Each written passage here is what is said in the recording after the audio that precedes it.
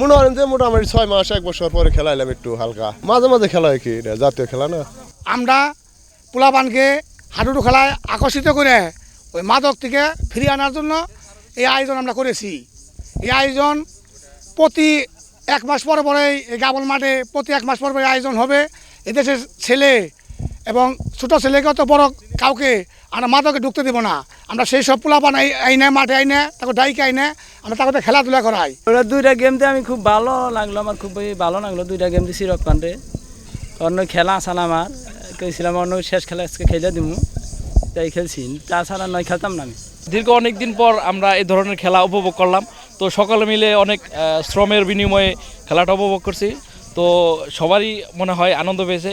অনেক দিন পর আমাদের গাওয়ালের মাঠে একটি সুন্দর হাডুডু খেলার আয়োজন করা হয়েছিল। এই হাডুডু খেলা আমরা ছোটোবেলায় অনেক দেখতাম, এখন গাওয়ালে বাজারে আমাদের হয় না। অনেক দিন পর দেখে আমরা খুব ভালো লাগলো আর কি।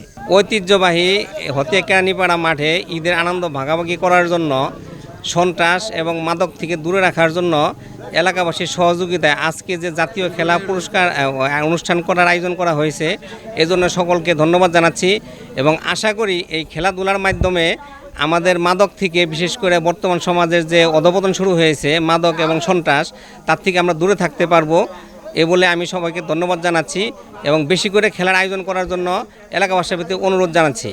এবং সর্বোপরি আরেকটা কথা বলতেছি, এই 5ই আগস্টের পরে পরাজিত শক্তিরা বর্তমান সমাজে বিভিন্ন রকম অপপ্রচার চালাচ্ছে। ধর্মীয় উস্কানি দেওয়ার থেকে শুরু করে এই ডাকাতের গুজব থেকে শুরু করে তারা সমাজের বিশৃঙ্খলা করার জন্য চেষ্টা করতেছে। সেজন্য আমি সকলকে এই আজকে অনুষ্ঠানের মাধ্যমে সকলকে আহ্বান জানাবো, সকল অপপ্রচার থেকে দূরে থেকে আগামী স্বনির্ভর, অর্থনীতি নির্ভর এবং কর্মবিমুখ রাষ্ট্র বিনির্মাণে গঠনে সহযোগিতা রাখবে। এজন্য সকলকে খেলাধুলার বেশি বেশি আয়োজন করার জন্য অনুরোধ জানাচ্ছি।